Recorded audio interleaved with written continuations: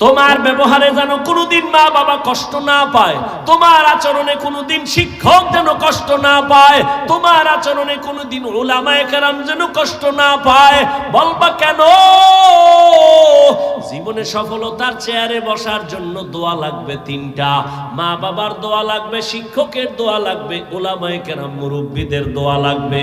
এরে আমি হাফিজুর রহমানের আমার আব্বা আম্মা কলিজা বইরা দোয়া দিয়া চেয়ারে বসাইছেন, কিন্তু বয়ান করা আমার আব্বা শিখান নাই, আম্মা শিখান নাই। আমার ওস্তাদ শিক্ষকেরা হাতে ধরে ধরে ধরে ধরে আমাকে বয়ান শিখাইছেন। অতএব ওস্তাদ আমার বড় দামি এক দোয়ার সম্পদ। মা বাবার বরদোয়া নিবা না, যদি তো বরদোয়া লাইগেই যায় মরার আগে পঙ্গু হয়ে যাবি লেখা রাখ। যদি শিক্ষকের বরদোয়া কলিজায় তোর লাইগা যায় মরার আগে জীবনটা নষ্ট হয়ে যাবে, বিদ্যার জগৎ থেকে হারিয়ে যাবি, বিদ্যা আর থাকবে না। উলামায়ে কেরামের বরদোয়া যদি কপালে লাগে চাকার তলে মাথা ঢুকে যাবে, টের পাবি না। অতএব ডাক্তার হও, অনেক বড় ডাক্তার, এই সিফাগল্লির ডাক্তার না। চরিত্র ঠিক রাখো, দেখবা শুধু বাংলাদেশ না বিশ্বে তোমাকে ডেকে ডেকে নিয়ে যাবে, হায়ার করে নিবে ডাক্তার, ঢাকার ডাক্তার, বাংলাদেশের ডাক্তার। আল্লাহ সম্মান দিতে কয় সেকেন্ড লাগে, কিন্তু তোমার পুঁজি লাগবে দুইটা। সম্মানের ডাক্তার হতে হলে প্রথম পুঁজি সুস্থতা, দ্বিতীয় পুঁজি সুন্দর চরিত্র। আর এই সুস্থতা আর চরিত্র দোনোটাকে জবাই করার একমাত্র হাতিয়ারের নাম মোবাইল। সুস্থ কিন্তু চরিত্র খারাপ, জুতার বাড়ি কোন জায়গায়। ডাক্তার হইল তাসলিমার মতো জুতা খায় পালাবি, ওই ডাক্তার হয়ে লাভ কি? তাসলিমা সুস্থ, এরপরে জুতা খাইছে কেন? এমবিবিএস ডাক্তার, এরপরে জুতা কেন? চরিত্র খারাপ। আর তোমার চরিত্র ভালো কিন্তু অসুস্থ, ডিউটি একদিন করে 2 দিন নাই করে বাদ দে। তাহলে সুস্থতাও লাগবে 100, চরিত্রও লাগবে 100, আর দোনোটা জবাই করে মোবাইল। আমি কি বানায় বলতেছি?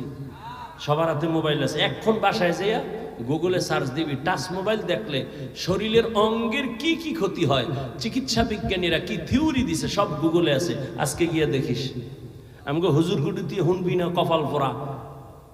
হুজুর গুফরে বিশ্বাস কম, জীবন বড় ওয়াজ করছি নবীর সুন্নতের, হাত ধুইয়া খানা খা, এখন ধোয় না। মাওলায় করোনা ধরাইয়া কানে ধরাইয়া হাত ধোয়, এখন পকেটের মধ্যে মেডিসিন ফাঁকে ফাঁকে বাইর করে হাত ধোয়, বাইর করে হাত ধোয়। আমার একা ধুইবেন নি? আমি তুমি কিয়ামত পর্যন্ত ধুইলে একটা নেক পাবা না, সুন্নত হিসেবে ধুইলে সওয়াব পাইতা। এখন ঠেকায় পড়ছো, মাইন কেসিফে আটকায় গেছো, এখন আর হাত ধুইলে লাভ কি? রসুলের সুন্নত হিসেবে তো আর হাত ধো না। আল্লাহ হেদায়াত দান করুন। বাবা এজন্য বলছি, ডাক্তার হও, ইঞ্জিনিয়ার হও, প্রফেসর হও, বেয়াদব হও না। সুন্দর চরিত্র আর সুস্থতার জন্য নিজেও চেষ্টা করো, আর সফলতার জন্য 3 জায়গার দোয়া, মা বাবার, শিক্ষকের, উলামায়ে কেরাম মুরব্বিদের। এছাড়া কোনো বাহাদুরি চলবে না, দুনিয়া চলবেই না। বড় ভাই কইছে আমি বিয়ে করুন, তবে এমন একটা মেয়ে চাই যে মেয়ে আমার হাত ধরে কই নিবে। ছোট ভাইকে তোর কপালে বিয়ে নাই, যা। বড় ভাইকে তো একটা কথা শোন, আল্লাহ যদি কবুল করে সময় লাগবে না। ইয়াকিন কার উপর? হ্যাঁ, আল্লাহর উপর। মুনাজাত ধরে কান্না করে, হে আল্লাহ তুমি ওয়াদা করেছো সাহায্যের জন্য, আমি সাহায্য চাইতেছি রে আল্লাহ। এমন একটা বিবি আমার জন্য মেয়ে মিলায় দাও। আমি টাকা চাই না, বাড়ি চাই না, তবে এমন একটা আদর্শবান চরিত্রবান মেয়ে চাই যে আমাকে হাতে ধরে জান্নাতের পথে আগায় নিবে। দোয়া চলতেছে, খবর পাইছে পাশের এলাকায় একজন বুজুর্গ আল্লাহওয়ালা আসছে মসজিদে, মানুষ দোয়ার জন্য যায়, ও গেছে ফজরের নামাজ গিয়ে আদায় করেছে। মোনাজাত দিয়ে দিব? আরে ভাই মোনাজাত তো দিব, একটু ধৈর্য ধরো না। আগে আগে বাসায় যাবা, খোদায় না নিলে কেমনে যাবা? একজনে আগে রওনা হইছে বাসায় যাবে, আর একজনে বইয়া মোনাজাত দিয়ে এরপরে আস্তে আস্তে রওনা হইছে। হে যে দেহে হে আগের 1 ঘন্টা আগের বেড়া রাস্তায় খাড়ায় রইস কিও কয় চাক্কা সাইরোটা শেষ হসপিটালও নাই রাইতে কইব এন 1.5 ঘন্টা বইয়া শেষ পর্যন্ত হাঁটতে হাঁটতে হাঁটতে হাঁটতে বাসায় গেছে ফজরের সময়। আর এই যে আগে শেষে মোনাজাত দিয়ে গেছে হে গাড়ি নিয়ে খুব দ্রুত বাসায় গেছে। মাওলায় না নিলে কেমনে যাবা? জীবনে তো কম ঘুমাও নাই, জীবনে তো রাত্র সজাগ থাকছো গুনাহ কইরা, একটা রাত্র কি নেক কইরা থাকছো? আল্লাহ জিগাইলে বলবা হ্যাঁ থাকছি, তোমার জন্যই এই সময় দিছি, নাইলে এখানে কেউ জোর কইরা ঢুকায় নাই। আল্লাহ তোমার মহব্বত এখানে ঢুকছি এবং মোনাজাত দিয়ে গেছি, একটু চোখের পানিও ছাড়ছি। ও আল্লাহ তুমি এই উসিলায় কি মাফ করবা না? আমি তো মাফ করার জন্য বাহানাই তালাশ করি, একটা সুযোগ খুঁজতেছি, একটা লাইন খুঁজতেছি, লাইন আছে কিনা দেখি। লাইন যখন পাইয়েই গেছি, কোনো লাইন নাই। নাম কি? নাম হইলো আব্দুর রহমান। এটাও একটা লাইন, সহিহ হাদিস। আল্লাহ কয় যা তোর এই নামের উসিলায় জান্নাত দিয়ে দিলাম। তা তোমার নামও তো লাইন মতো নাই। নাম রাখছে হাসি, খুশি, নদী, বৃষ্টি, সবুজ, গম্বুজ নাম। সারা দুনিয়ার বেঈমানের বাড়ি একজন আব্দুর রহমান আছে, রহিমা নামের কোন মেয়ে আছে? তোমার আমার কপালে তো খারাপ কেন যে ইসলামে নামের অভাব, বেঈমানের নামগুলো মুসলমানের ঘরে কেন? একজনের নাম রাখছে বিপদ, ডাক দিছে এই বিপদ। আর একজনে চাই কয় ভাই আমার মহা বিপদ।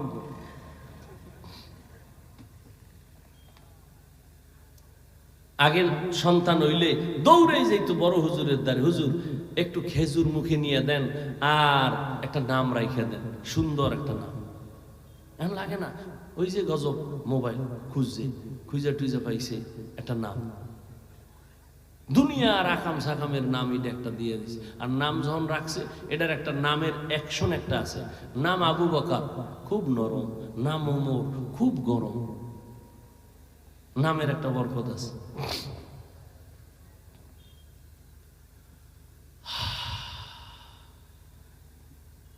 হুজুরের দ্বারে গেছে দোয়ার জন্য, ফজরের নামাজ পড়া সব চলে গেছে। হুজুর আমার বাড়ি অমুক এলাকায়, একটু দোয়া করেন। বাবা বিয়া করছো? কয় না। কেন? বয়স কত? এখনো করো নাই কেন? কয় মাইয়া ভাই না। কি মাইয়া চাও? কয় হুজুর আমি আল্লাহর কাছে দোয়া করি, এমন একটা মেয়ে চাই যে মেয়ে আমাকে বিবি হইয়া সহযোগিতা করে জান্নাতের পথে আগায় দিবে। হুজুর কয় দোয়া করি। কথা চলতেছে, হঠাৎ এমন একটা ঘটনা। কার ঘটনা? নামটা শেষে বলবো, গুগলে গিয়া সার্চ দিয়া নাম বাইর করবি। ও দুনিয়ার সন্তান, আর তুই কেমন সন্তান হইলি একটু নিজেরে যাচাই করবি। ঘটনার শেষে নামটা বলতেছি। হঠাৎ মসজিদের বারান্দার বাহির থেকে একটা কচি কণ্ঠে মেয়ের সালামের আওয়াজ। একটা মেয়ে ডাক দিয়া সালাম দিছেন, আসসালামু আলাইকুম হযরত, আমি এই এলাকার মেয়ে, গরিবের সন্তান, দোয়ার জন্য আসছি। হুজুর ডাক দিয়া কয় রে মা, তোমার আব্বা কি করে? কয় নাই। বলে তোমার বয়স কত? এত। কয় বিয়ার বয়স তো পারায় যাচ্ছে, কেন বিয়া করো না রে মা? মেয়েটা কান্না করে বলে হুজুর আমি গরিব, আমি কোথায় একটা ভালো জামাই পাবো? আমার চরিত্র আমি এখনো নষ্ট করি নাই, তবে আমি মোনাজাতে আল্লাহর কাছে বারবার দোয়া করি, আল্লাহ এমন একটা ছেলে আমার স্বামী বানাইয়া দাও যে আমার হাত ধইরা আমাকে জান্নাতের পথে আগায়া দিবে। মাওলায় মিলাইছেনি। হুজুর মাঝখানে থাইকা কয় যুবক বিবাহ করবানি? কয় আল্লাহ যদি কবুল করে। হুজুর এবার প্রস্তাব দিলেন, দিয়া দুজনের বিবাহ হয়ে গেল। এক হাতে কোনোদিন তালি বাজে না, বিনা বাতাসে পানি নড়ে না। স্বামী আর স্ত্রীর মন এক না হইলে ওই বাগানে ফুল ফোটে না। দুজন এখন এক মনে। আজান হলে স্বামী কয় নামাজ, স্ত্রী কয় নামাজ। ফজরের সময় স্ত্রী যদি আগে উঠে, স্বামীর উঠায় উঠো, নামাজ যেন কাজা না হয়। আবার স্বামী যদি উঠে উইটা আবার স্ত্রীর ডাকে, উঠো নামাজ আদায় করো।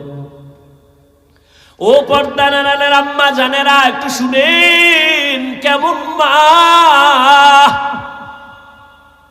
আপনারাও তো বড় দামি মা, আপনারা তো সাহাবায়ে কেরামদের মায়ের মতো মা, নবীদের মায়ের মতো মা, খাদিজা রাদিয়াল্লাহু আনহার মতো নারী, ফাতেমা রাদিয়াল্লাহু আনহার মতো নারী, আয়েশা রাদিয়াল্লাহু আনহার মতো নারী, ইসমাঈল নবীর মা হাজরা আলাইহা সালামের মতো দামি নারী, ঈসা নবীর মা মারইয়াম আলাইহা সালামের মতো। আপনারা তো বেঈমান ফেরাউনের ঘরে স্ত্রীর নাম কি? আসিয়ার মতো দামি। বলে কত বড় বেঈমান ফেরাউন, নিজেরে খোদা দাবি করেছে আল্লাহর বিরুদ্ধে গিয়া, অথচ তার ঘরে আসিয়া এত আল্লাহর আশিকা হয়ে গেল। নবীজি বলেন কিয়ামতের দিন জান্নাতে আসিয়ার সাথে আমার বিবাহ হবে। সুবহানাল্লাহ বলবেন না? এখন একটা প্রশ্ন আসতে পারে, ফেরাউনের বউ এর লগে রসুলের বিয়ে হইব, ইমান আছে ঠিক আছে, কিন্তু এত বড় বেঈমানের বউ? না, বিয়ে হইছে ঠিক ফেরাউনের, কিন্তু এক সেকেন্ডের জন্য আসিয়ার সাথে ফেরাউনের এক সেকেন্ডের জন্য এক বিছানায় শরীরের সাথে টাচ হয় নাই। কেন? আল্লাহ রাব্বুল আলামিন আসিয়ার ঈমানের বরকতে ওই ফেরাউনকে যৌবন থেকে চিরদিনের জন্য একেবারে মুক্ত করে দিছে। ওর জীবনে এক সেকেন্ডের জন্য যৌবন ছিল না ফেরাউনের, একটা সন্তানও নাই, আসিয়ার শরীরে টাচ জীবনে করে নাই। নবী বলেন আসিয়ার সাথে আমার জান্নাতি বিবাহ হবে। এরে আম্মা জান, আপনার স্বামী তো ফেরাউনের মতো খারাপ না। আম্মা, আপনি কি পারতেন না 5 ওয়াক্ত নামাজ পড়ে স্বামীর জন্য কলিজা দিয়া দোয়া করতেন? আল্লাহ, একটা স্বামী আমার দিন নাই রাত নাই বাইরে ঘুরে আর কষ্ট করে, নিজের জন্য কোনো স্বামী কষ্ট করে না। সন্তানের মুখে হাসি ফুটাবার জন্য গাধার মতো কষ্ট করে, স্ত্রীর মুখে হাসি ফুটাবার জন্য পুরুষ কষ্ট করে।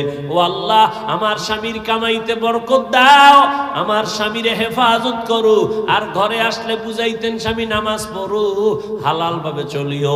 মা বাবার মায়া ত্যাগ কইরা আসছি তোমার ঘরে, না খাইয়া থাকলেও আসি, খাইয়া থাকলেও আসি, তবে আমার জীবনের দাবি অবৈধ টাকা ঘরে আনবা না। হারাম টাকা খাইয়া নিজেদের রক্ত, সন্তানের রক্ত কখনো নাপাক করব না। আম্মাজান যদি স্বামীরে বুঝাইতেন, কোন স্বামী হারাম টাকা ঘরে নিত না। সন্তানের যদি বুঝাইতেন, বাবা আমি তোর মা, কোন দিন মরে যাব জানি না, তবে তোর কাছে আমার জীবনের দাবি কোনদিন মিথ্যা কথা বলবি না, কারো সাথে বেয়াদবি করবি না। সন্তান আস্তে আস্তে আপনার কথায় আদৌ বলা হয়ে যাইত। ডাক্তার হলেও সন্তান দোয়া করত কোরআন পড়িয়া, ইঞ্জিনিয়ার হলেও দোয়া করত। এরে আম্মা জান, আপনার মতো কত মা এখনো খুঁজলে পাওয়া যাবে এলাকায়, নামাজ পড়ে, পর্দা করে, স্বামীর মাল হেফাজত করে, সন্তানগুলো আদর্শওয়ালা বানানোর চেষ্টা করে। আম্মা জান, আপনি কেন পারবেন না? ও বোনেরা, আপনার মতো কত বোন স্কুল কলেজে পড়ে, নামাজ পড়ে, পর্দা করে, মোবাইলে চরিত্র নষ্ট করে না, বিক্রি করে না। ও বোনেরা, আপনারা কেন পারবেন না? ও বৃদ্ধ বাবাজি, আপনার মতো কত বুড়ারা মসজিদে গিয়া নামাজ পড়ে, আপনি কেন পারবেন না? ওই স্বামী আর স্ত্রী দুইজনে এক মনের হইয়া মোনাজাত করে, দোয়া করে, আল্লাহ দোয়া কইরা পাইছি দুইজনে স্বামী আর স্ত্রী। আর একটা দোয়া জীবনে আছে, দোনোজনে কান্দে আর আল্লাহর কাছে দোয়া করে, ও দয়ার মালিক, একটা নেককার সন্তান আমাদের দান করো, যেই সন্তানের দ্বারা আমগো ইজ্জত বাড়বে, সমাজের আলো ছড়ায় যাবে। ওই সন্তান দিয়া লাভ কি যে মা বাবার ইজ্জত নষ্ট হবে? আল্লাহ এত দোয়া কবুল করলেন, এই দোয়াটা কবুল করবেন না, এটা হতে পারে না। দোয়া কবুল হয়ে গেছে। নেককার একটা ছেলে আল্লাহ দান করছেন। ছেলেটারে দুনিয়াতে আসা মাত্র নবীর তরিকায় ডান কানে আজানের আওয়াজ, বাম কানে ইকামতের আওয়াজ। ছেলেটারে আদর্শ দিয়া বড় বানাইলেন। অল্প বয়সে যৌবন যখন চলে আসলো, এই যুবক তো সেই যুবক, গোটা দুনিয়াটাকে আগুন লাগায় দিল। ইহুদি বেঈমানেরা ওর নাম শুনতেছে কেমন যেন আতঙ্ক, মাথাটা গরম হয়ে যায়। বাইতুল মুকাদ্দাস মুসলমানের প্রথম কিবলার ওখানে ইহুদির একটা ধমক দিয়া সব সরায় বাইতুল মুকাদ্দাস হাতে নিল।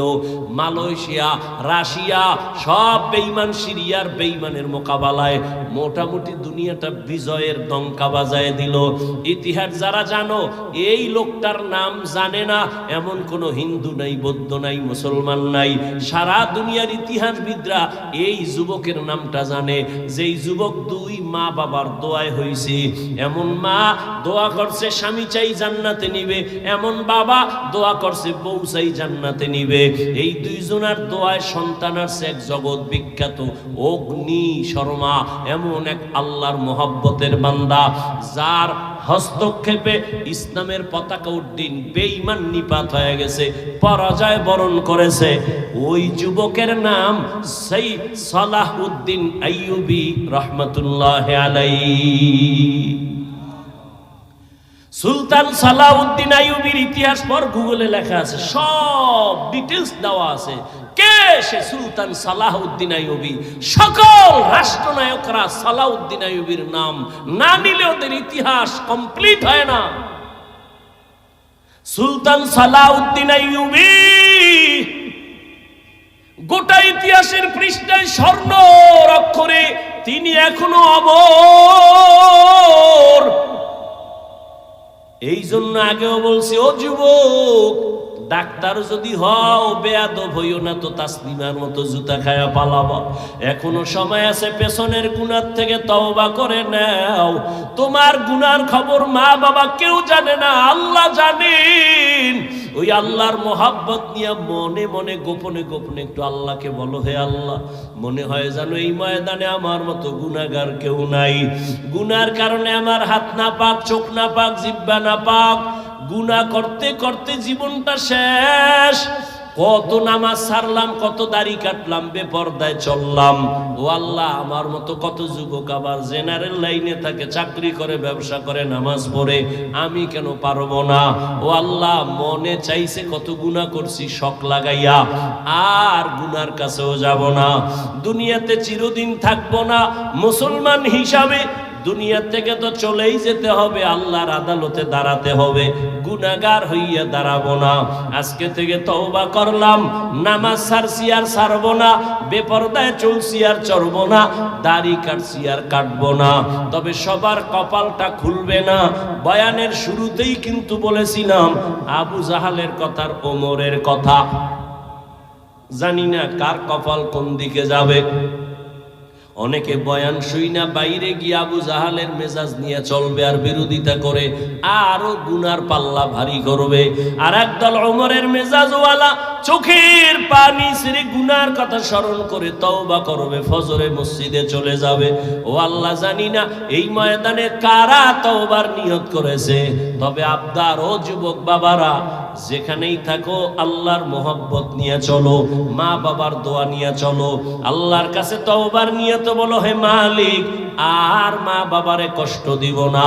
উলামায়ে কেরামের দোয়া নিয়া, নবীর তরিকা মেনে, শিক্ষক মুরব্বীদের দোয়া নিয়ে চলবো।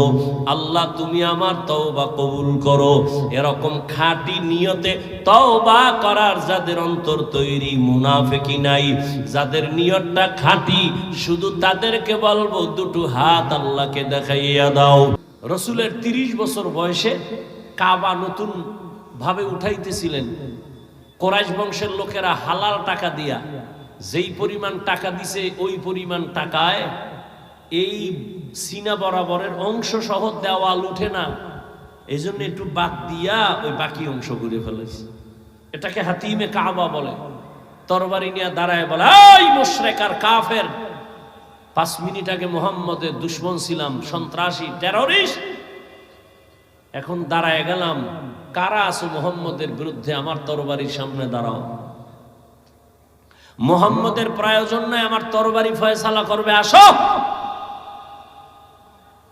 39 জন মুসলমান তখন রসুলের সামনে গোপনে ইবাদত করে। 40 নম্বর মুসলমান, 27 বছরের যুবক ওমর। ওদিকে 11 জন মহিলা মাত্র মুসলমান। মুশরিকরা কি কয়, মুহাম্মদের কাছে যাইতে মনে চায় কিন্তু কেমনে যাই, ওর ডানে বামে চারদিকে গরিব মূর্খ মানুষ, এরা আইসা পুরা আটকায় রইছে, আমরা সম্ভ্রান্ত পরিবারের মানুষ, আমরা কেমনে যাই, প্রেস্টিজ নষ্ট হয়, সম্মান থাকে। আমাকে বরিশালে বলে না খাওয়ার বাহানা ভাজা মাছের ঝোল, একটা কথা আছে, মানে খাইতে চায় না, ভাজা মাছের ঝোল দাও, মানে না খাওয়ার একটা বাহানা। কালেমা তো পড়বে না, মুহাম্মাদের উপর হুদ দোষ চাপায়। আবু জাহিল্লা হাতের মুষ্টিতে পাথর লয়, এই ভাতিজা বলতে পারো কি আছে? নবী বলে পারি না। পারলে কি হবে? আমি এখন নবী মানবো, কালেমা পড়বো। নবী বলে আমি বলতে পারবো না। কেন পারো না ভাতিজা? নবী বলেন আমি তো গাইবের মালিক না, গাইবের মালিক তো আল্লাহ। তবে আমি এতটুকু বলি, এই হাতের মুষ্টিতে যা আসো একটু আওয়াজ দাও তো। যখন নবী এই কথা বলছেন, পাথরগুলো কালিমায় শাহাদাত পড়তে শুরু করলো। আবু জাহিল্লা পাথর মাটিতে ফালায় কয়, তুমি ভাতিজা জাদুকর এটা ভাবি নেই। এর নাম কফা। আল্লাহ হেদায়াত দান করুন।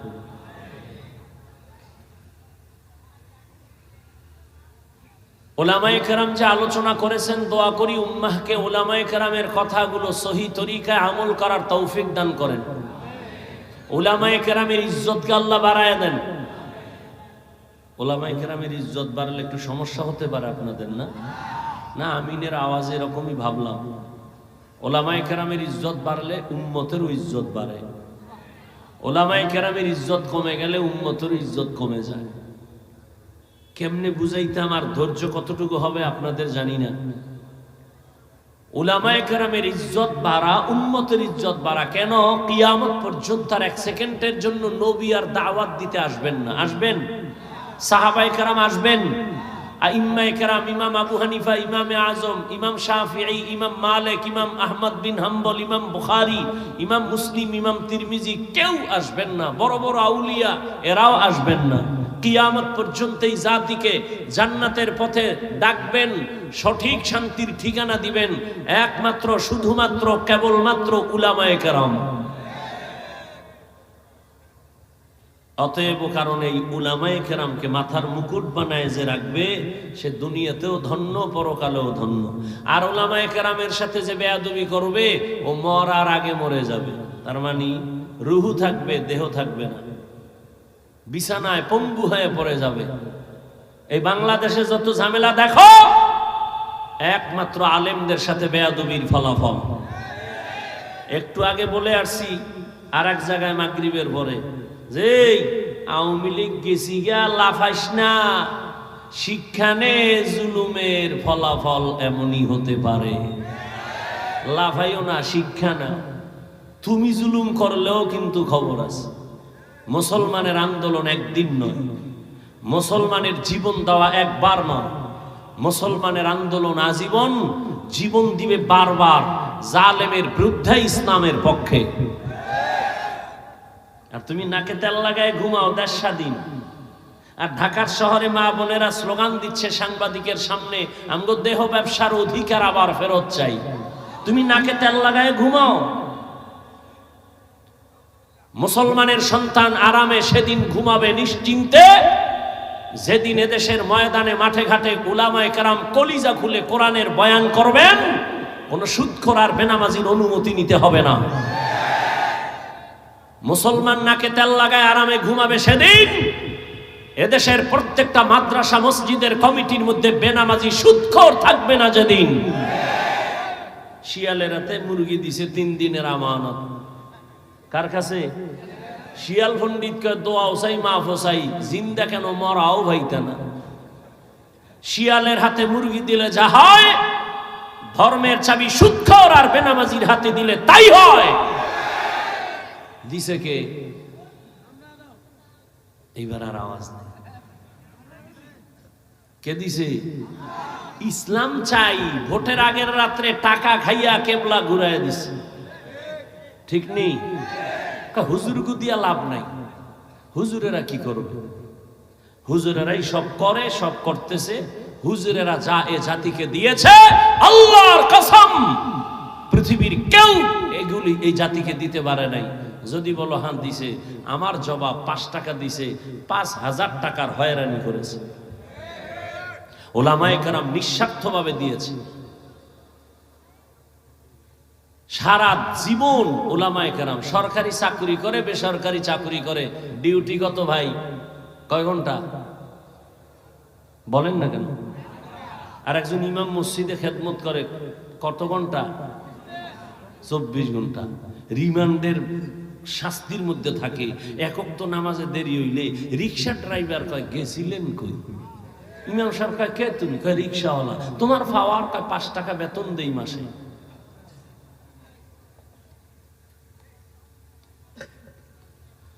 হায় হায় হায়, আল্লাহ আমাকে আপনাদের সবাইকে হেদায়াত দান করেন। ইয়া আইয়ুহাল্লাযীনা আমানুস্তাঈনু বিস-সাবরি ওয়াস-সালাহ ইন্নাল্লাহা মা'আস-সাবিরিন। আল্লাহ বলেন, হে মুমিন, তোমরা সাহায্য প্রার্থনা করো সবর ও সালাতের মাধ্যমে।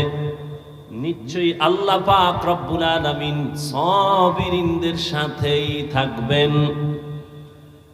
রহমতের নবী বলেন, মাইয়ুরিদিল্লাহু বিহি খাইরান ইউসিব মিন। আল্লাহ যাকে বেশি আদর করেন, মায়া করেন, দয়াময় আল্লাহ তাকে মুসিবতের দ্বারা পরীক্ষা নিবেন। তাহলে মুসিবত আসা একটা নেয়ামত। কার জন্য? মুমিনের জন্য। আচ্ছা, আপনারা ক্ষুধা লাগছে মনে হয় বেশি, বাদাম 2-1 ঘন্টা না খাইলে মরবেন? মরবেন? বাদাম না খাইলে মরবেন? আচ্ছা, বাদাম খাইলে কি পেট ভরবে? 1 বোতল পানি খাইলে বাঁচতে পারবেন, নাইলে মরবেন। তুই বেহেশতের বাগানে এগুলি কেন? এই জন্য ওয়াজ বাড়ছে, হেদায়েতের কথা শুনল। এখানে কেন আপনি খাইতে হবে? খাওয়ার জন্য দোকানওয়ালারা বয়ে দিছে, সেখানে যান। ওয়াজ উপলক্ষে বিশাল মার্কেট। কিসের দোকান? কয় বেলুন। বিশাল এক বেলুন কিনছে, মোনাজাতের ঘর বাড়ি যে এটার কান্দে লয়ে ঝুলাই। বউ কয় কি নিয়ে আইছো? যে মোনাজাতে বেলুন কবুল হয়ে গেছে। আপনারা হাসেন। কোরআনের মাহফিল, বেহেশতের বাগান, যেখানে বসলে গুনাহ মাফ হয়, সেই উপলক্ষে কেন মার্কেট? 2-1টা চায়ের দোকান, বিস্কিট রুটির দোকান হতে পারে, সেখানে এমন দোকান থাকবে কেন? খেলনার দোকান, বেলুনের দোকান।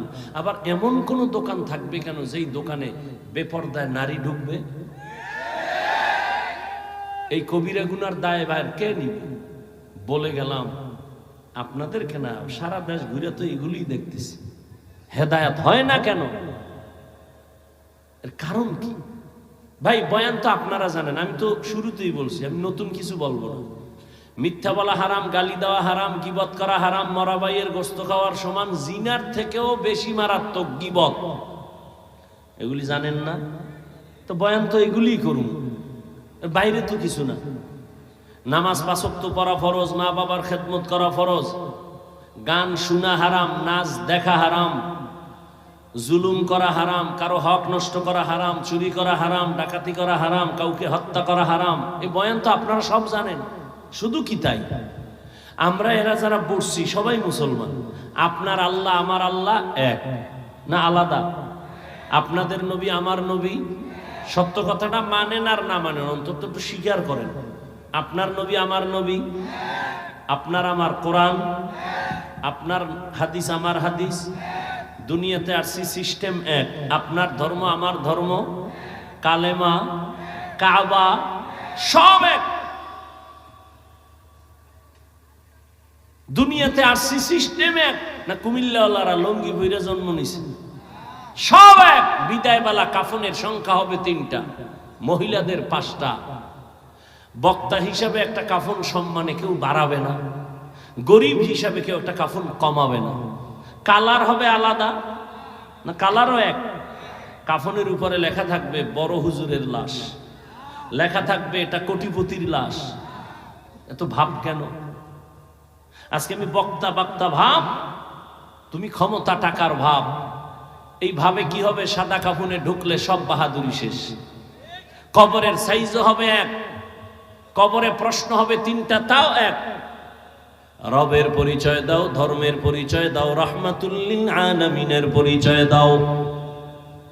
রহমতের নবী বলেন, এই তিনটা প্রশ্নের জবাব যারা দিয়া দিবেন তাদের কবর হবে রওজাতুম মির রিয়াজিল জান্নাহ। আর এই তিন প্রশ্নের জবাব যারা দিতে পারবে না তাদের কবর হবে হুফরাতুম মিন হুফারিন নার। কারা পারবে এই প্রশ্নের জবাব? হুজুরেরা? কোনো গ্যারান্টি নাই।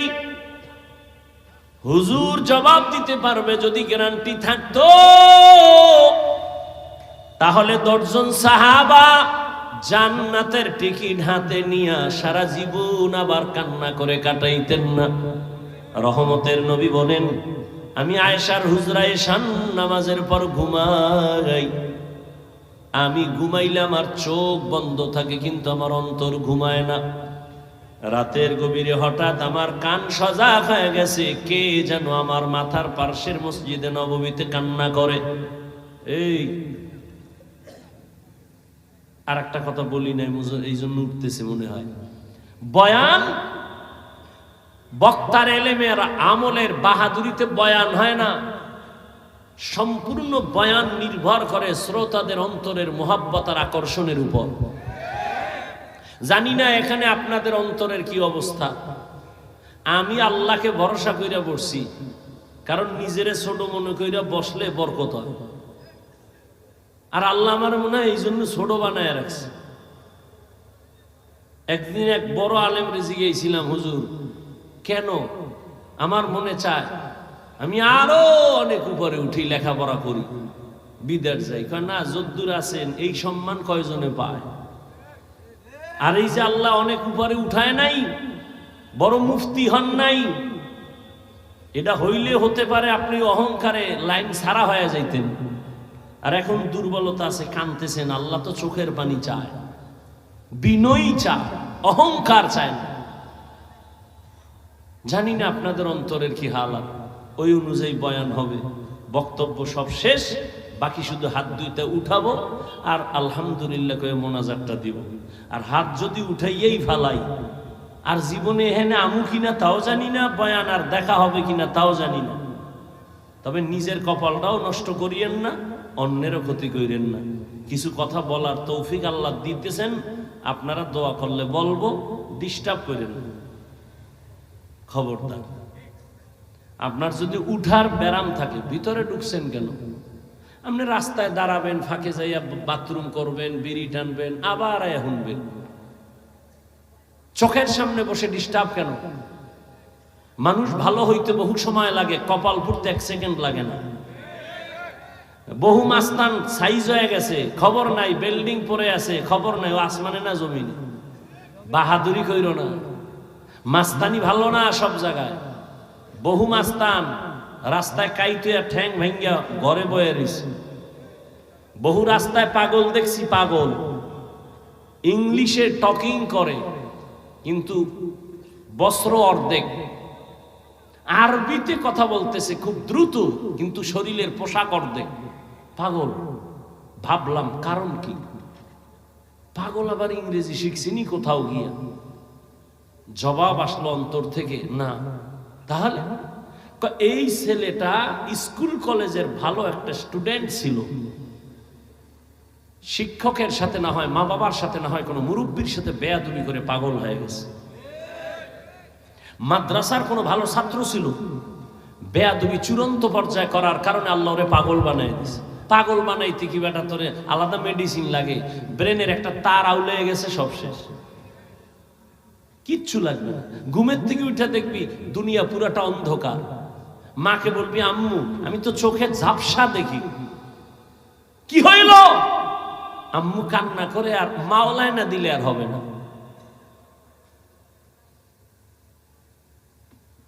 রহমতের নবী বলেন, আমার কানে আওয়াজ, গভীর রাতে কে যেন আমার মসজিদের মধ্যে কান্না করে নামাজে। আমার ঘুম ভেঙ্গে গেল, আমি উঠলাম, উঠি আমি বাহিরে গেলাম, নজর করে তাকায় দেখি জান্নাতের 1 নাম্বার সাহাবী আবু বকর নামাজের গভীরে দাঁড়ায় দাঁড়ায় কান্না করতেছি। নামাজ শেষে আমি জিজ্ঞাসা করলাম, হে আবু বকর, নামাজে দাঁড়াইয়া গভীর রাতে কেন কান্নার আওয়াজ? আবু বকর কান্না করে বলেন, ইয়া রাসূলুল্লাহ, আল্লাহর আদালতে দাঁড়াইয়া কেমনে আমি হিসাব দিব সেই ভয়ে নামাজে কান্না করেছে। নবী বলেন, আপনার নামে জান্নাতের টিকিট রেডি 10 জন, আর আপনি শ্রেষ্ঠ, এরপরও কেন এত টেনশন? আবু বকর বলেন, হে নবী, আপনিই তো বয়ান করেছেন কিয়ামতের ময়দান হবে অনেক কঠিন ভয়ঙ্কর, মানুষ সব উলঙ্গ দাঁড়াবে, নারীরা উলঙ্গ দাঁড়াবে, পুরুষেরা উলঙ্গ দাঁড়াবে, নবীরা পর্যন্ত কান্না করবে, সূর্যের গরম সইতে পারবে না। ওই সময় আমার আল্লাহ আমার উপরে কোনো কারণে যদি বেজার হয়ে বলে টিকিট ক্যান্সেল করে দিলাম, কি উপায় হবে আমার সেদিন? ও এলাকার যুবক, ও বৃদ্ধ বাবাজি, পর্দার আড়ালের মা বোনেরা, দুনিয়ার রং তামাশায় তো কম সময় কাটাও নাই রে যুবক। আজান কানে শুনছো, ইচ্ছা করে পারলে মসজিদে যাইলে পারতা যাও নাই, গাদ্দারি করে মনে চায় না যাও নাই, জীবনটা হেলায় খেলায় কাটায় দিছো। একবারও কি চিন্তা করছো তুমি মইরা গেলে মানুষ তোমারে দোয়া করবে না বরদোয়া করবে? এমন কিছু করছো নিজে মইরা গেলে মানুষ দোয়া করবে? না করো নাই, বরং তুমি এমন চরিত্র ধ্বংস করেছো, মাও খুশি হবে, বাবাও খুশি হবে, হুজুরেরাও কইবে ছেলেটার ব্যবহার ভালো না, মইরা গেছে ভালো। জীবনে কি অর্জন করেছো একবারও কি চিন্তা করছো রে বাবা? অথচ তোমার মতোই তো বহু যুবক দেখো, ওই কুমিল্লা কলেজে লেখাপড়া করে, ঢাকা কলেজের ছাত্র, এক ওয়াক্ত নামাজও ছাড়ে না, দাড়িও কাটে না। সত্য কথার একটু সাক্ষী দেও, আছে না নাই? আর বয়ানের দরকার নাই, দরজা জানালা বন্ধ করে একা একা নিজের পায়ের জুতা খুইলা কপালে বাড়ি মেইরা ক, তোর কপাল এত খারাপ কেন? নিজেরে প্রশ্ন করে, এই কপাল পোড়া, তোর মতো যুবকটাই তো কুমিল্লা কলেজে বইরেই নামাজ পড়ে, তুই কেন পারো না? তোমার মতো যুবক তো রাস্তায় গাড়ি চালায়, ড্রাইভারি করে নামাজ পড়ে, তোর কপালে তো খারাপ কেন, তুই কেন পারো না? তোর মতো যুবক জাহাঙ্গীরনগরে পড়ে, ঢাকা বিশ্ববিদ্যালয়ে পড়ে, পাগড়ি লাগানো, পেছন থেকে তাকাইলে মনে হয় যেন মসজিদের খতিব, অথচ জীবনেও মাদ্রাসার বারান্দায় যায় নাই। এমন কেন হইছ রে বাবা? কলেজে বইরা কয়ে উলামায়ে কেরামের রং লাগাইছি। আমাকে হুজুরের বয়ান দরকার নাই, তোমার লাইনের যুবক দিয়ে তোমাকে তুমি সাইজ করো। আর যদি কও না হাফিজ ভাই যা বয়ান টয়ান করেন এগুলো তো যা বুঝি, এটি হাসা মিশা সব আউলানো, তাহলে কোরআন শরীফ থেকে খালি একটা ভুল বাড়ি করে দাও, এখন দাড়িটা কেটে ফেলবো, প্যান্ট শার্ট টাই লাগায় এখন নাম রাস্তায় নাচ গানে নেমে যাও। কারণ আমাদের সবকিছুর মূল কোরআন। আল্লাহ আছে এক, দলিল কোরআন, কিয়ামত হবে দলিল কোরআন, জান্নাত আছে দলিল কোরআন, জাহান্নাম আছে দলিল কোরআন, সবকিছুর মূলে কোরআন। কোরআনে ভুল হলে সব ভুল, একটা ভুল বের করে দাও, আর আল্লাহর পথে ডাকবো না। কিন্তু তুমি কেন ১৫০০ বছর পর্যন্ত বড় বড় পণ্ডিতেরা অপচেষ্টা কম করে নাই কোরআনের ভুল বের করার জন্য। ভুল বের করতে গিয়া নিজের জীবনের ভুল ধরা পড়েছে, মাথা নত করে কালেমা ওয়ালা মুসলমান হয়ে গেছে। তোমার ধর্মের কিতাব কোরআন দেখে বিধর্মী মুসলমান হয়, কিন্তু কি হলো রে যুবক, তুমি কেন নামাজ পড়ো না? কি তোমার সমস্যা বলো? কেন তুমি নামাজ পড়ো না? তোমার পেছনে দেখছো নি কতগুলো টুপিওয়ালা মেহনত করে, তাবলিগওয়ালাদের মেহনত, পীর মাশায়েখের মেহনত, জুমার দিন খতিবের মেহনত, আমগো বক্তাদের মেহনত। সারাটা বছর সারা দেশে দৌড়াই, কুত্তার মতো দৌড়াই। 3 ঘন্টা মাত্র ঘুমায়া কুমিল্লা আসছি, এইভাবে দৌড়াচ্ছি। কালকে এই টাইমে বয়ান করতেছিলাম রংপুর শহরের উপরে। বাবা এখন এখানে আছি, কালকে আর এক জায়গায় বয়ান করতে গিয়ে তো মাস্তানি দেখাই না রে বাবা। আমি তো একটা মানুষ, তুমি তো আমারে কম গালি দাও না, তাও জানি কি পরিমাণ আমার বিরুদ্ধে লেখো, তাও জানি। এরপরও কেমনে নরম হইয়া কথা বলি, মনে হয় যেন আমি তোমার টাকার কেনা একটা গোলাম। এত নরম হইয়া কথা বলতেছি, আবার ফাঁকে ফাঁকে মাফ চাই, মনে কষ্ট দিও না, মাফ করে দিও। আবার মোনাজাতে কান্না করি, আল্লাহ মাফ করে দাও। শুধু আমি না, সব ওলামায়ে কেরাম এইভাবে পাও ধইরা বয়ান করে। কি অবস্থা! তুমি আমার সামনে যখন আসো, আমি হাসি মুখে, আলেম ওলামা সবাই হাসি মুখে সালাম দেয়। অথচ তোমার মতো বুদ্ধি নিয়ে যদি চলতাম, মাস্তানি ভাব নিয়ে চলতাম, সামনে আসলে বলতাম তাড়াতাড়ি 5 হাত দূরে চলে যা, তোর শরীর থেকে গন্ধ আসে, তুই নামাজ পড়ো না, প্রস্রাব করে পানি লও না, সর। কিন্তু না, জানি, সব জানার পরও কিন্তু তোরে বুকে লাগায় একটা আলিঙ্গন করছি, ঘৃণা করি নেই। মাথায় হাত দিছি, হাতটা বাড়ায় দিছি সালাম দেওয়ার জন্য। মনটা বেজার করি নাই, হাসি মুখে কথা বলেছি। এতটা কেন করি? কি স্বার্থ? আমগো টাকা দাও, তাও না। ইমামের বেতন আটকায় রাখছো, ঠিক মতো বেতনও দাও না। সভাপতি বেতন দেয় 100 টাকা মাসে, তাও ঠিক মতো মাসে মাসে দেয় না সভাপতি। সেক্রেটারি বেতন দেয় 50 টাকা, তাও প্রতি মাসে ঠিক মতো দেয় না। এরপর কোনো ইমাম কোনো মুসল্লির সাথে খারাপ আচরণ করে না, বরদোয়াও করে না। এত সুন্দর বুঝানোটা যদি আমি হিন্দুদের মন্দিরে গিয়ে বুঝাইতাম রে যুবক,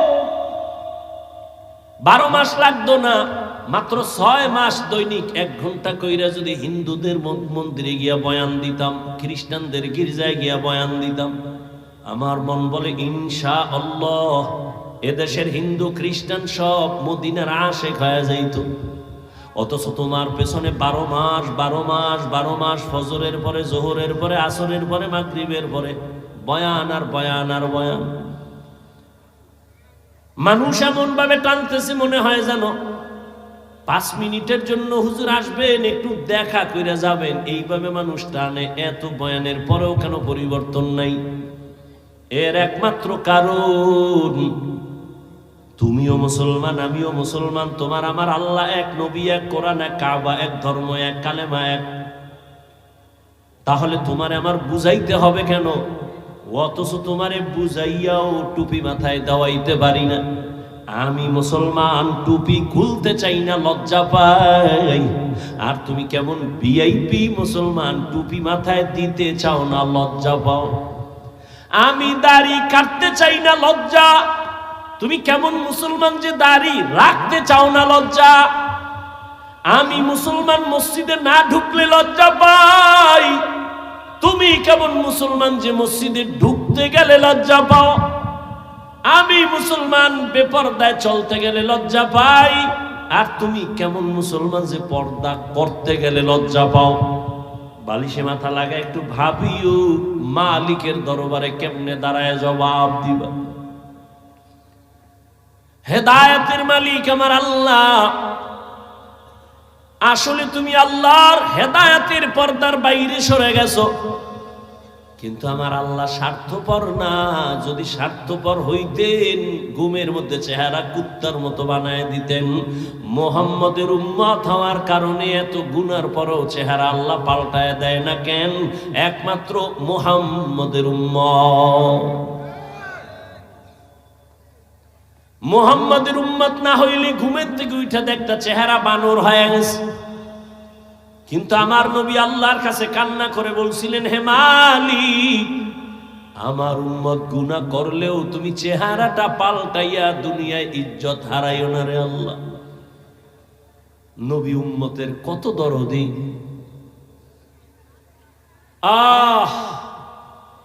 জীবনে সব পাইছো, আল্লাহরে পাও না, তো কিছুই পাও না। একদল কান্দে সব হারাইছি, আর একদল কান্দতেছে পাইয়াও পাইতেছি না, উপায় কি? কিন্তু যাদের কাছে কোরআন আছে, নবীর আদর্শ আছে, এদের মাথায় কোনো টেনশন নাই।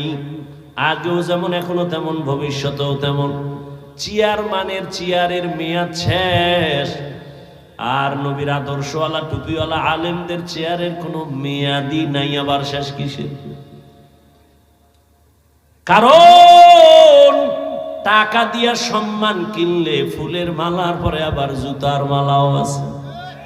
আর আমার আল্লাহর দেওয়া সম্মান যদি পায়, দুনিয়ায়ও বাদশাহ, পরকালেও বাদশাহ।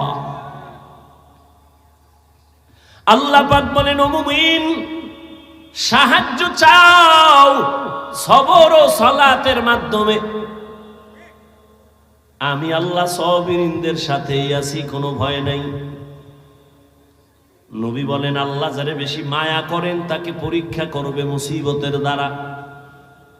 স্বামী আর স্ত্রী ঘরের মধ্যে বৈশা মহব্বতের আলাপ করে, হঠাৎ করে স্ত্রী একটা ভালো বাবার মেয়ে স্বামীরে পরীক্ষা করার জন্য ডাক দিয়ে কয়, ও স্বামী আমার, তুমি আমারে কেমন মহব্বত করো, ভালোবাসো বলো। স্বামী বলে, তুমি আমার জান, তোমারে নিয়ে আমার জীবন আর মরণ। তুমি আমারে যা বলবা আমি রেডি, যা চাও তাই দিব, আমার চাইতে দেরি পাইতে আমার থেকে দেরি হবে না। স্ত্রী পরীক্ষামূলক কয়, সত্যি? কয় সত্যি। যা চামু দিবি? কয় দিব। তালাক দে। স্বামী বলে, কি বলেছ রে বিবি, এটা কেমন করে সম্ভব? ওয়াদা করেছো চাইলেই দিবা, দাও, তালাক দাও। বলে, মরে যাব তারপরও তোমারে তালাক দিব না। দুইজনের ভেতর একটু মৃদু ঝগড়া শুরু হয়ে গেছে। সমাধানের জন্য নবীর দরবারে রওনা। রাস্তার মাঝে যাইয়া হঠাৎ করে স্বামী বেচারা রাস্তার পাশে পড়ে গিয়ে পা ভেঙ্গে গেছে।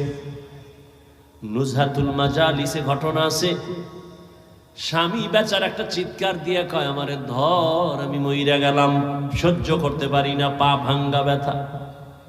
স্ত্রী হাতটা ধরে কয়, চল, নবীর দরবারে যাওয়ার দরকার নাই, বাড়ি চলো।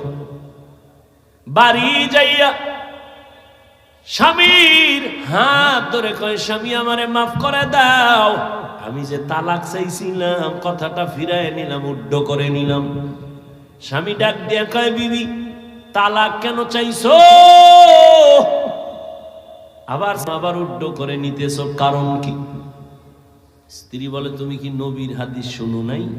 কি? নবী বলছেন, আল্লাহ যারে বেশি ভালোবাসবেন মুসিবত দিয়ে তারে একটু পরীক্ষা নিবেন, চোখের পানি নিবেন। আমি তোমার ঘরে আসছি আব্বা আম্মার মায়া সারিয়া, তোমার ঘরে এত বছর ছিলাম, কোনো মুসিবত দেখি নাই, কান্নাও নাই।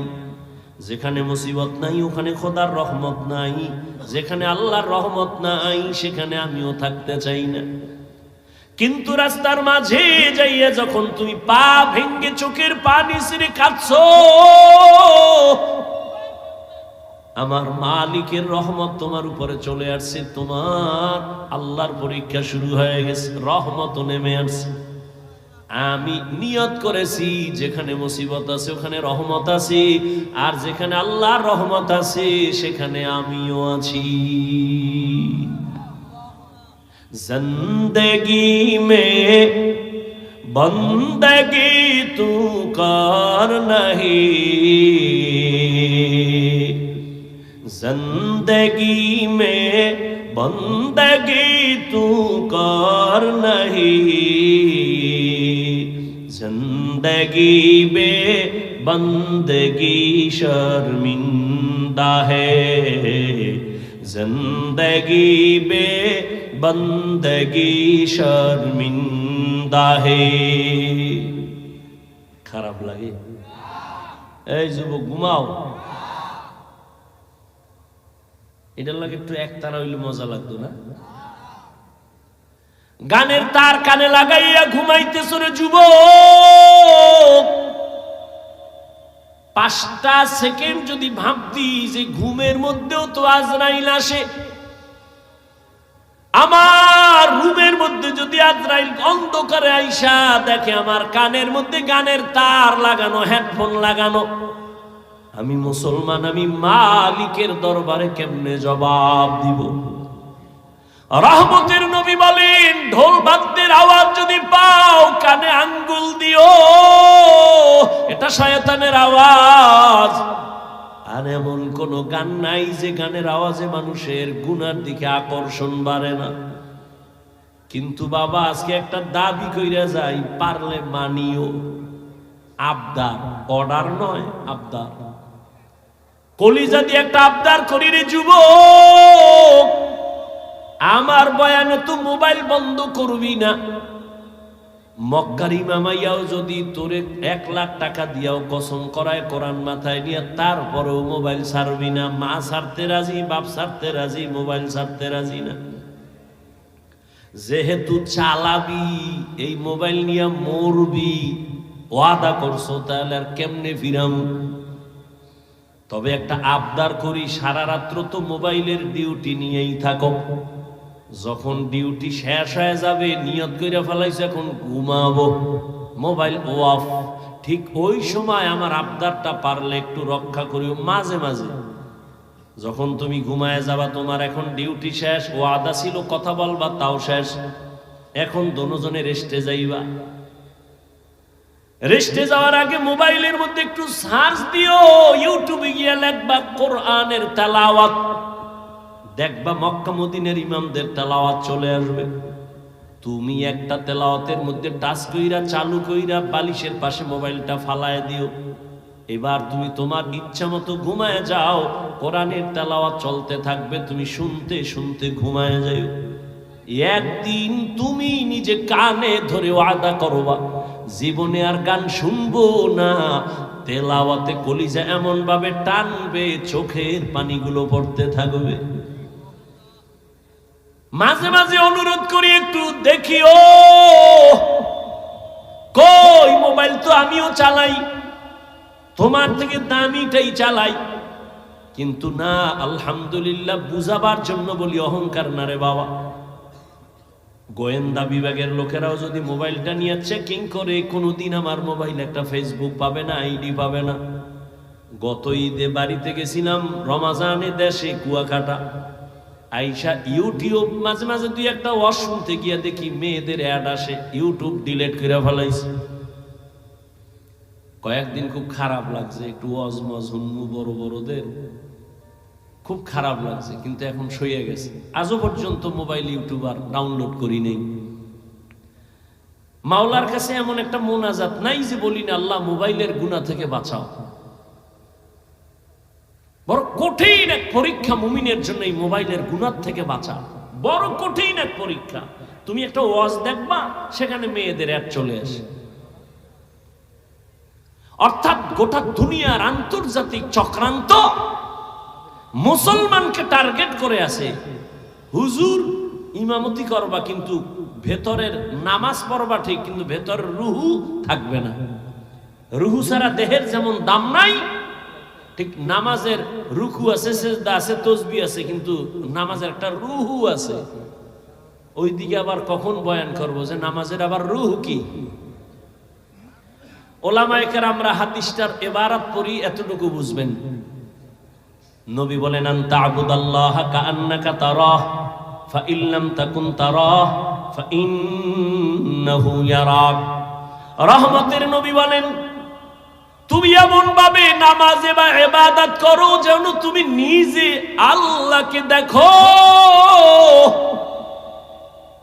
যদি তুমি আল্লাহরে দেখতে না পাও, এতটুকু নিয়ত করিও যে আল্লাহ আমাকে দেখতেছেন।